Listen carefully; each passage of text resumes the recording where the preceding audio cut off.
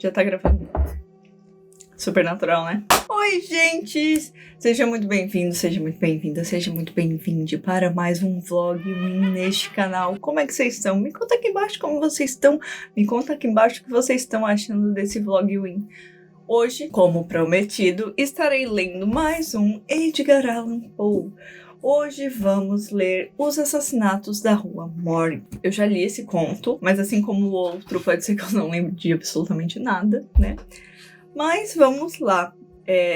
Essa minha edição aqui é da Dark Side, Medo Clássico. Esse é o volume 1. Eu não tenho o volume 2. Quem quiser me dar, eu agradeço. E Dark Side, me envie mimos.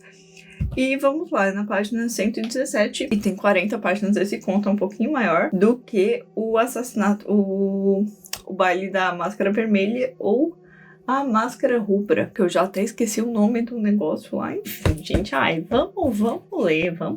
O Poe, ele começa a ficar refletindo sobre xadrez, sobre damas, jogos de estratégia e relacionando a pessoas com uma personalidade mais racional, assim.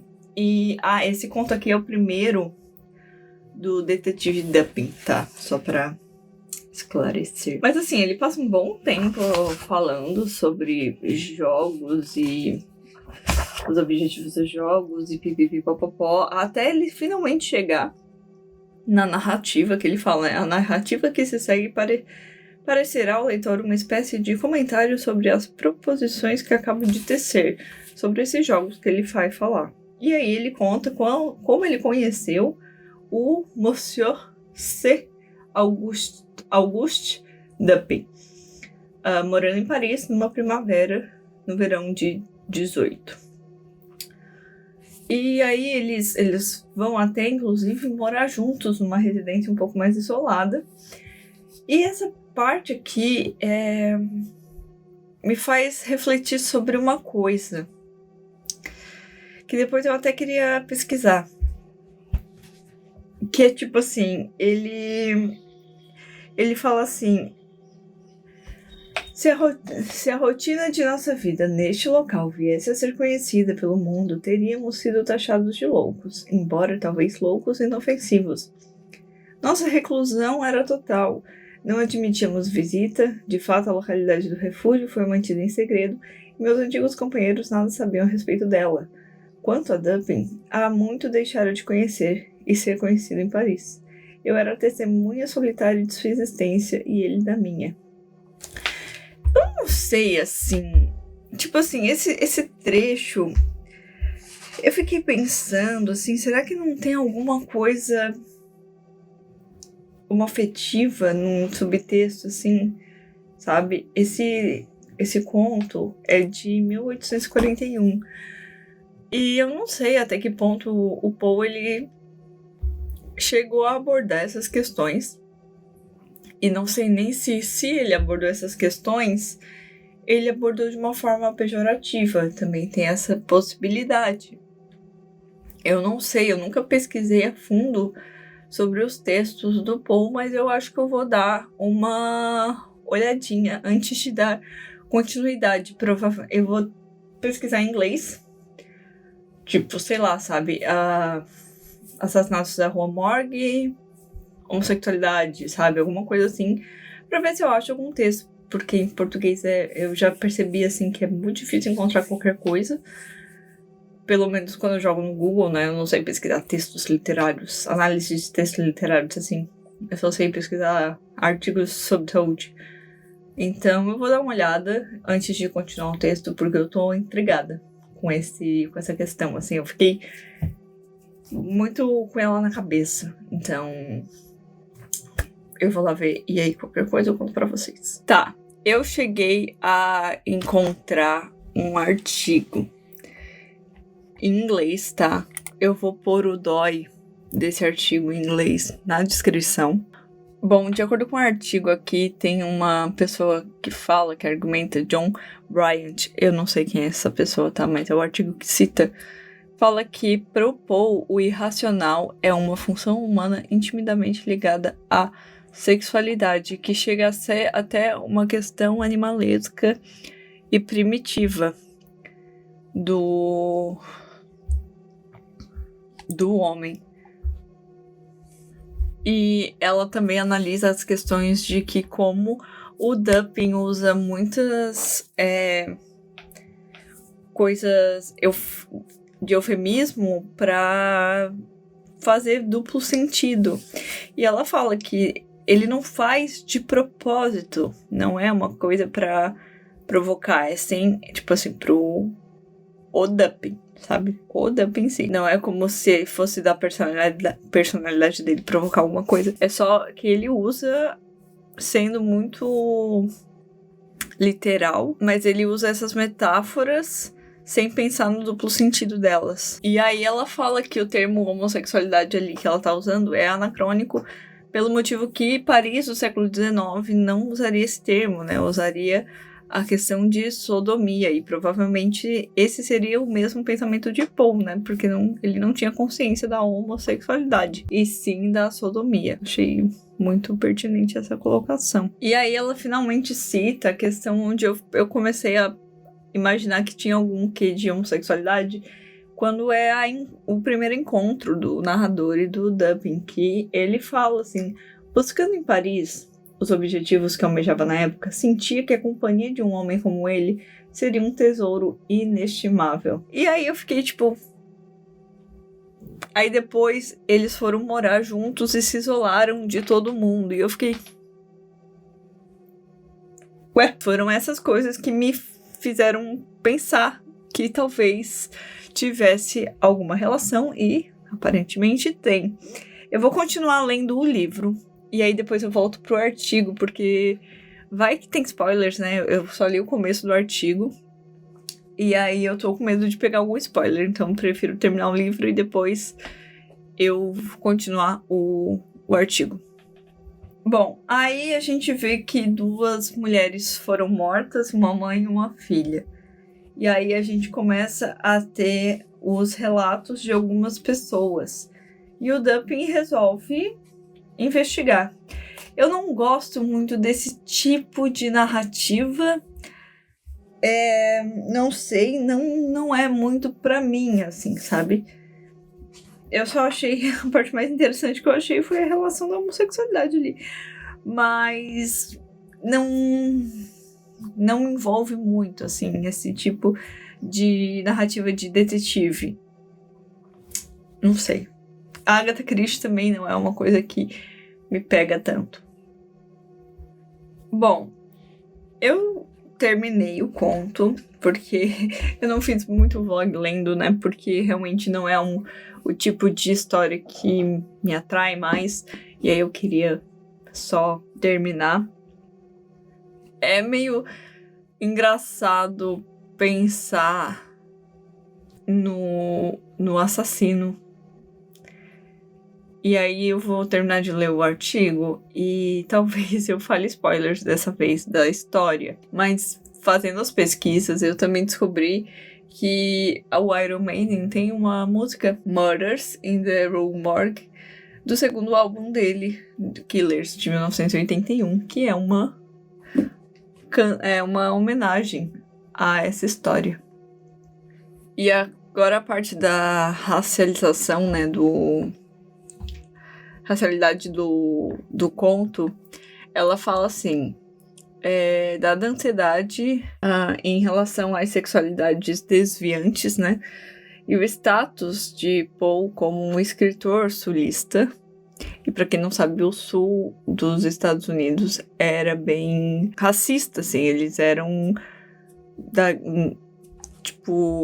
tinha as questões de racismo e não querer a abolição dos escravos, assim, o sul sempre foi muito mais contra do que o norte dos Estados Unidos. De acordo com o texto, ela acredita que por toda essa questão de ideia da sexualidade ser uma coisa imoral, do Poe ser um escritor sulista, a imagem de um homem negro é uma imagem ameaçadora, é uma imagem de uma sexualidade ameaçadora. E aí a gente cai no spoiler do final de quem é o assassino, é um orangotango, que muitas vezes foi personificado como um parente africano num discurso extremamente racista, né? E ainda, no texto do Poe, esse orangotango, ele era de um marinheiro. Então eles fazem ainda mais uma relação entre um senhor de escravos e o seu escravo. E inclusive sugere, ou a história pode ser interpretada como uma sugestão de que essa sexualidade negra é bestializada e é uma... como é que é?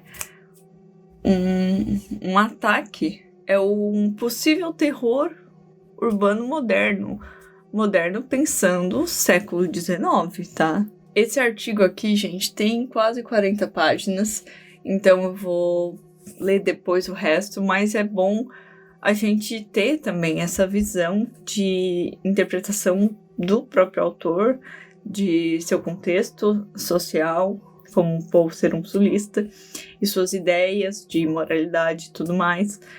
E é bom, né, pra gente estudar melhor a obra de cada autor que a gente lê. Eu vou ter que reler algumas partes porque eu fiquei um pouco confusa em algumas questões ali, principalmente no que envolve a homossexualidade. Porque apesar de eu ter pegado, o meu estopim para fazer essa busca foi o que me pareceu entre o narrador e o Dupin, ao mesmo tempo parece que o Poe considerava isso uma imoralidade. Mas eu não sei, então eu vou precisar ler melhor esse conto. Vou deixar embaixo para vocês, tá? O DOI. E aí vocês podem acessar o Sci-Hub, que ele consegue ou acessar em quase todos os... Ele consegue acesso de quase todos os artigos do mundo, assim. Até os pagos você consegue ler pelo Sci-Hub, caso você não saiba disso. Foi uma russa que criou esse site. Esse site é incrível, salva qualquer graduando. Agora é a parte que eu vou dar tchau pra vocês e a gente vai se ver no filme, quando eu for falar do filme que eu vou assistir. Bom, gente, eu decidi que eu vou aproveitar que tá passando Old Boy de 2003 no cinema, e eu vou assistir Old Boy no cinema, e aí, obviamente, o vlog vai ser bem diferente, porque eu não vou gravar dentro do cinema, né, motivos óbvios, mas aí eu volto aqui pra falar pra vocês o que eu achei, e não sei o que. Eu nunca assisti Old Boy, eu não tenho spoiler nenhum do filme, mas é aniversário, né, de 20 anos, então eles resolveram repassar Old Boy, e aí eu irei assistir e comentar com vocês. Então, vejo vocês depois. Eu fui ver Old Boy. E eu não sabia nada sobre o filme. E eu acho que eu sei agora como uma pessoa que teve aneurisma se sente. Traumas e mais traumas. Old Boy conta a história de um cara que foi sequestrado e preso num quarto e que ele ficou lá por 15 anos. E aí é uma história de vingança. Mas não é uma história de vingança só dele. É uma história de outras pessoas também se vingando. E o filme é dirigido pelo Park Chan-wook. Foi lançado em 2003, né? Então esse ano é o ano de 20 anos de aniversário, por isso o relançamento nos cinemas. E o Dea Suo é o Choi Min-sik. Eu provavelmente estou falando o nome dele errado. A Mido é a Kang Ye-young. Lee Won-jin é o Yo Jin-tae. É um filme coreano, se eu não tô errada, né? Ele é coreano, eu acho. É um filme sul-coreano. Não é um tipo de terror propriamente dito quando a gente pensa... Não é tipo assim, não é um filme de terror, com certeza é um filme de terror muito traumatizante. Isso é terror de verdade. Gente, sério. Mas não é o tipo de terror que você pensa quando você pensa num filme de terror, entendeu? É um thriller e tem mistério e tem muita violência. Não é um filme pra todo mundo, com certeza não, tá? Tem que ter estômago. Talvez eu quase tenha devolvido toda a pipoca que eu comi no plot final. E foi um filme que começou lento. Acho que é um perfil de filmes asiáticos. Eles são um pouco mais lento. Eu lembro que quando eu vi Ringo, que é a versão original de O Chamado, ele foi bem diferente do que eu esperava e bem mais lento do que o dos Estados Unidos, o americano. E começa lento, mas aí ele vai ganhando um ritmo. E... gente, eu tô em choque. Sério, é tipo assim... meu cérebro inteiro na parede do cinema, sabe? Depois que foi chegando o plot, que eu ficava assim, não. Teve uma hora que eu fiquei tipo, meu Deus, eu fiz exatamente essa expressão, eu fiquei assim, ó, não. Eu fiz isso assistindo ao filme. Eu acho que eu nunca vou me recuperar. Meu Deus. Que filme perturbador. Muito bom. Muito, muito bom mesmo. Eu dou 4 estrelas pra esse filme. Mano do céu. Que perturbador. Bom, gente, é isso. Eu espero que o próximo vlog eu esteja melhor. Não se esquece de se inscrever no canal. Curte esse vídeo, curte essa reação de pós-traumática que eu tô. Meus vizinhos, obviamente, né? Ai, sempre meus vizinhos. Não esquece também de me seguir nas minhas redes sociais que estão aqui embaixo. Eu vejo vocês amanhã, né? Eu nem sei quando esse vlog vai sair. Não tô com cabeça pra pensar em calendário agora. Mas eu vejo vocês amanhã, de qualquer forma. Com vlog ou com outro vídeo, dependendo do que vocês vão saber só amanhã daí, né? Muito obrigada por assistirem até aqui. Eu vejo vocês no próximo vídeo. Tchau!